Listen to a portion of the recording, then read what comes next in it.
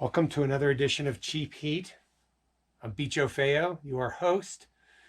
We're going to discuss some inexpensive albums that are obscure. Some of them are actually well known, all from the sort of jazz rock, progressive jazz, modern jazz, fusion realm. It's sort of a grab bag of things. Some artists you've heard of, some artists you've never heard of. But one thing that binds them all together is that they're cheap, at least, well, relatively speaking. You know, should be able to score these things, and I'm not including postage, for less than 10 or 15 bucks. And some of them are actually, in terms of their entertainment value, worth a little bit more than that, at least in my humble opinion. And my opinion is humble. So, what are we listening to, you may ask? I picked out a super obscure record that I'd passed over numerous times because of the cover art. I'm not even sure if you can read this. But the name of the band is the World Rhythm Band. The name of the album is Ibex. And it came out in, I think the late 70s, 78? 81, excuse me, I'm sorry, 1981. They're an Australian band, actually. I did not know that until just now. Anyway, this is a great album. It came out in the US on Discovery Records, which is a LA-based label that did a lot of sort of fringe, fusion, smooth jazz type stuff. This is definitely not in the smooth jazz vein. It's more of a world music fusion type of sound with, as you can hear, very Jocko influenced electric bass playing, lots of great synthesizer solos, and lots of percussion. Anyway, it's a recommendation from our friend Christopher Cole, also known as John Coltrane 68 on Instagram, I believe. He said, pick this one up, Dave, you'll like it. And he was right. And it's like a $10 record, basically. But you might see it around for less, you know. Anyway, the World Rhythm Band. It's their only record that I know of. And it's quite good all the way through. A number of different styles, some modern jazz, more acoustic type stuff, some more fusion stuff, and some stuff that has sort of a world music type slant to it. So that's what we'll be listening to for 21 minutes while I blather on. So keep in mind, on Discogs, I maintain a list of these selections. I update it to remove the ones that have become too expensive. There are several that have risen in price since I started doing these things. And so I go through it periodically and eliminate those no longer Cheap Heat type records. It's on discogs.com. It's simply called Cheap Heat. And it's up to about 300 records, 300 some odd records. So check that out. Check that out. All my videos are done in real time, unedited, unadded to, no sweeteners, no digital effects, no nothing. What you see is what you get. So I understand that you might not want to watch the whole thing, skip through. I also publish a list of the things that I talk about in the text beneath the video, so you don't even have to watch the video. But you might want to check out what I have to say about them. I try to do little short capsule reviews on the Discogs list, but sometimes words fail me and I get a little lazy. So anyway, I'm going to talk about some more jazz rock fusion. Most of these are domestic releases. Yeah, pretty much all of them are domestic releases, a couple of exceptions. And some are by very well-known artists. The first couple I'm going to talk about are by Stanley Clarke, also known as Stan Clarke. And this is an album I avoided for a long time because of the vocals on it. Dee Dee Bridgewater and Andy Bay are both on it. Two of the finest vocalists around, I might add, but I'm a notorious hater of vocals in music. I really am very partial towards instrumental music. But this album is still great. It's what the kids today call spiritual jazz. I'd say straight up, it's a spiritual jazz type record. Maybe not as spirit heavy as, say, an Alice Coltrane record, but it's definitely got that sound. And it was recorded for Polydor Records. Stanley Clarke was with Return to Forever at the time. This is produced by Chick Corea. It's got lots of Chick Corea on it. Lenny White's on it. Pat Martino is the guitar player on it, which is really interesting to me. Art Webb is on flute, and it's a very varied and interesting record. It's somewhere between the original Return to Forever with Joe Farrell and Flora and that kind of Latin jazz sound, and the subsequent Return to Forever, which is more of a progressive fusion sort of sound, a little bit heavier. This is sort of falls in between those two poles. I like this record a lot, and it's very cheap. It was reissued numerous times, so if you look at the first issue, there might not be a lot of copies of that, but if you look at subsequent, this is one of the later issues from '73, later pressing. It's cheap. You can find it. Speaking of Stanley Clarke, all of his records, before he went disco or went totally commercial, all of his stuff is really great, really worth checking out. This is an amazing record with amazing lineup. Jan Hammer on keyboards, Bill Connors on guitar, and Tony Williams on drums. Those are my favorite musicians in the world right there, those three guys. And at the time, I was a little disappointed by this, but it has stayed in the collection. It's stuck around. I still listen to it. There's a drum solo on this, beginning of the track Power, I believe, by Tony Williams, and it's like sheer perfection. It's a really wonderful, heavy fusion record. There are some vocals on it, but again, ultimately the value of the music and the sheer firepower of the musicians on this outweigh everything else. So get this one if you don't have it or you don't know it. And this is after he left Polydor and was recording for Nemperor Records, which is a subsidiary of Atlantic. Moving on to another popular artist, this gentleman, Larry Coryell. You may know him from the 11th House. Those records are definitely cheap heat. I'll talk about those someday. These are pre, and the other one I'm going to talk about is just barely it's during 11th House, and there's a reason for that. But anyway, this is before he started recording with 11th House, and listen to the personnel on this. Larry Coryell and John McLaughlin on guitar, Chick Corea on electric piano, Miroslav Vitus on bass, Billy Cobham on drums. I mean, I don't have to say anything more to you. This is called Spaces, and it's definitely from that early 70s sort of Fender Rhodes driven, I hate to say it, but sort of more spacey, more sort of Bitches Brew influenced, less heavy fusion, but definitely plugged in jazz with avant-garde influences, and lots of amazing solos from McLaughlin, Coryell, and Chick Corea. Billy Cobham is amazing. Miroslav Vitus is incredible on this. This is a great record. I can't say enough good things about it. All original, no, not all original compositions. A couple of them are by Larry's then wife, Julie Coryell, and then they do a Renee Thomas tune. Renee Thomas was sort of a guitar hero from the bebop era, kind of like Tal Farlow was for John McLaughlin, big influence on John McLaughlin. I think Renee Thomas is a big influence on Larry Coryell. And yeah, this is a great record. Spaces on Vanguard. Now, when the 11th House became really successful, they of course left Vanguard Records, which had zero publicity. They never did much for the artist, and went over to Arista Records. And Vanguard had some stuff left over in the can from the Spaces sessions, and also some unreleased 11th House material, and they kind of formed a fusion jazz rock sort of spitball out of it and fired this album out into the world. It's called Planet and it's got a couple of tracks from 11th House, one written by Alphonse Mouzon and the other written by Randy Brecker. Both are excellent. There's a overdubbed acoustic guitar thing on it, all Larry Coryell, which is beautiful. And then there's two very long tracks, one at about 9 minutes and the other at almost 11 and a half minutes from the Spaces sessions. The same personnel. Corea is out on one of them. It's just two guitars, bass, and drums. But this is great, and oddly enough, it all sort of hangs together kind of nice. And it's got, a really nice sort of flow to it. I like this album a lot, and you'll see it everywhere for next to nothing.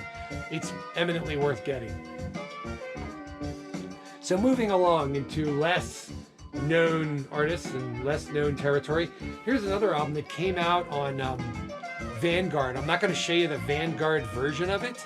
This is the original pressing from Japan, which is also relatively cheap. It's by a saxophonist named Sadao Watanabe, and he did a lot of really interesting stuff before he became sort of a smooth jazz guy in the late 70s. This is from 71 or 72, and 1970 actually.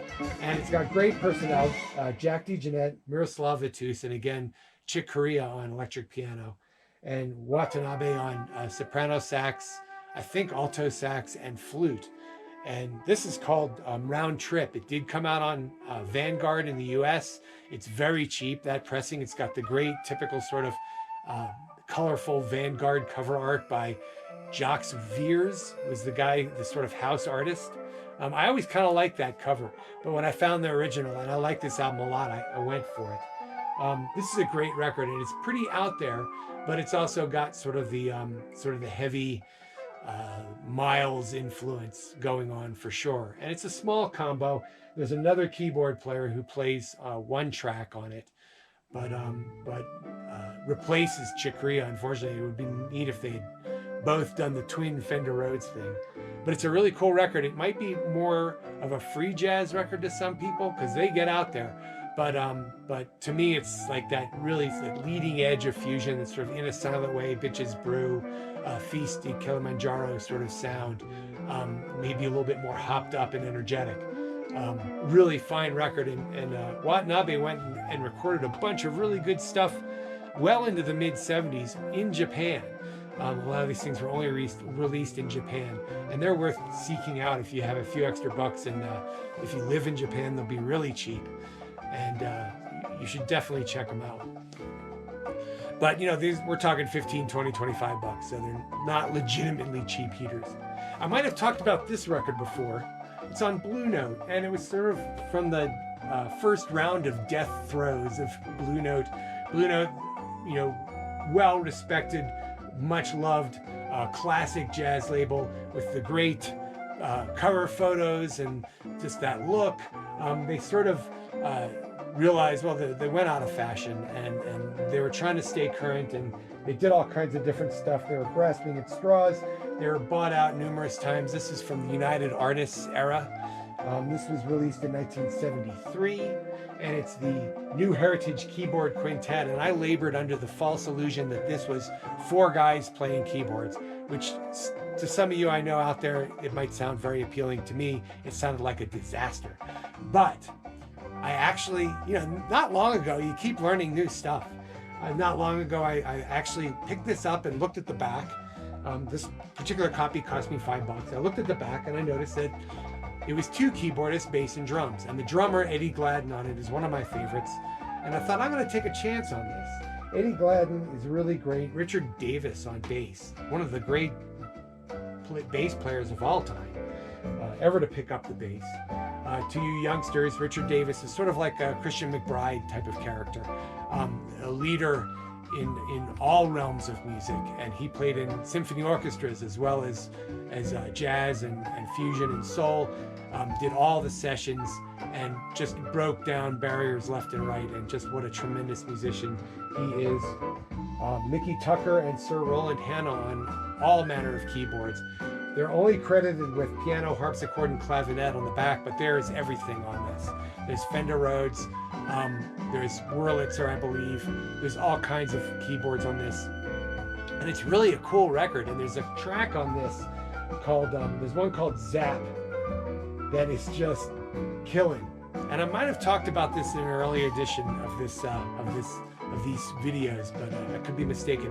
Anyway, this is certified cheap heat. It's really a cool record, and never a dull moment. The New Heritage Keyboard Quartet on Blue Note from 1973, when they were going down the drain. It was produced by George Butler, who famously became sort of the mentor to Wynton Marsalis. He had joined Columbia by then, and was doing that. All right, about halfway through here, I'm going to talk about an artist from Europe who did release a record in the US, We're gonna look at this US release. His releases in his native country of Poland, though, are amazing. He did two, one called Wine Feast and the other called Kujawiak Goes Funky. You gotta check these out. And these records from Poland used to be really cheap. They're not so much. They sort of got sort of a hipster appeal to them, but they're amazing, sort of post Bitches Brew, post maybe even On the Corner sounding, just wacko fusion. I love those records. I'm not going to talk about those though, because I'm not sure if they're cheap anymore. I'd have to look them up. Plus it's tough to get the East Euro stuff now. It used to be everywhere, and now people just snapped it up. But this record's still coasting around out there, and it's quite good. And the musician in question is Zbigniew Namysławski, and a wonderful alto saxophone player from Poland. Is one of the great jazz guys from the period that also gave us Tomasz Stanko and Michael Urbaniak and Ursula Dudziak and Adam Makowicz and Czesław Bartkowski, the wonderful drummer. There was just like a golden period, and Krzysztof Komeda, who did the soundtracks for Rosemary's Baby and Knife in the Water, all the Roman Polanski films. There was like a tremendous flowering of the arts in Poland towards the end of the 60s that continued on into the 70s. And a lot of these guys emigrated to the US or to other countries in Europe that weren't behind the so-called Iron Curtain. Anyway, Namysławski did this record, his original production for Inner City Records, which is a great label that put out a lot of great records that are now really cheap. It's a quartet, alto sax, keyboards, mostly Fender piano, drums and bass, and the guys on this record are amazing. Janusz Stefanski on drums is particularly wonderful. They really do a lot of sort of folk-inspired material on this. Folk as in Polish folk music type stuff. So there's stuff that sounds like tangos and marches and stuff. They go off on a lot of tangents, but there's a lot of very heavy moments on this record, and I highly recommend it. A lot of energetic playing on it, and it's cheap.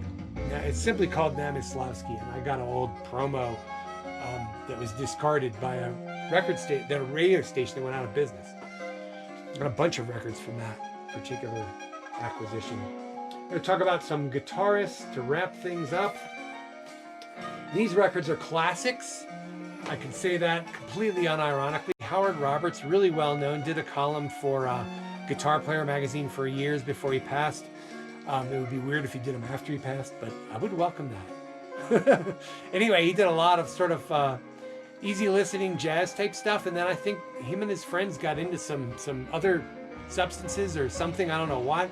Maybe they came into a lot of money, and they did these two records on impulse, and I found this one on at Goodwill, but you used to see this everywhere. It's a little tougher to find now. It's called Antelope Freeway, and it's got all the LA session guys on it. Johnny Guerin on drums, Pete Robinson and Larry Knechtel on pianos, Mike Wofford on keyboards, Mike Deasy on guitar, he's always fun, Max Bennett on bass, and John Guerin on drums, I already mentioned him, Bob Morin also on drums.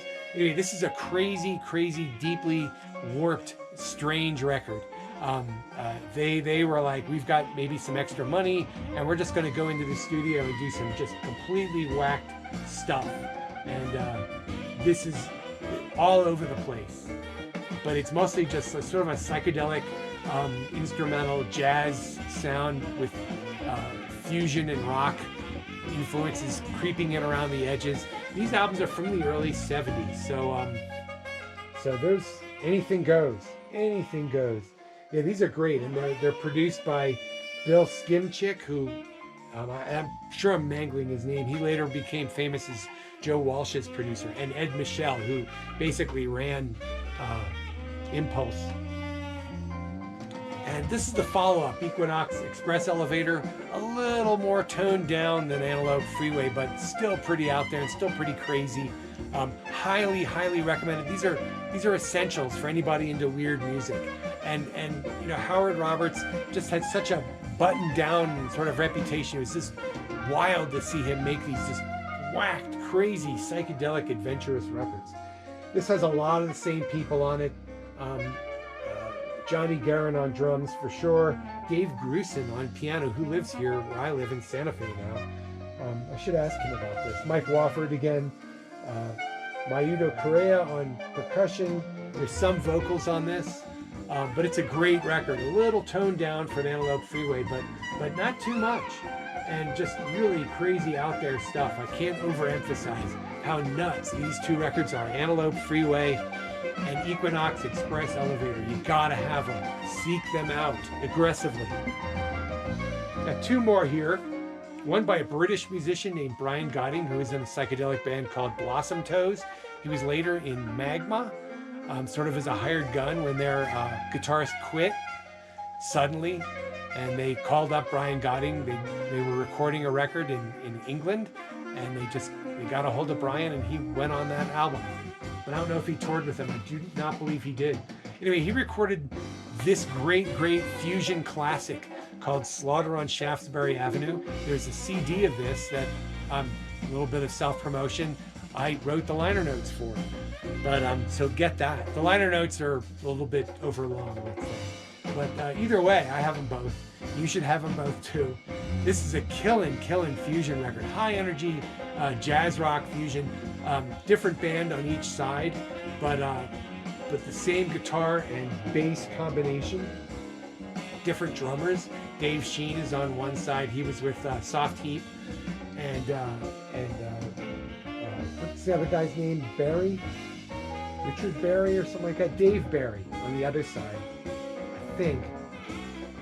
Yeah, Dave Barry on drums, who is with Michael Westbrook's orchestra. That's mostly who Brian Godding played with in the 80s and into the 90s.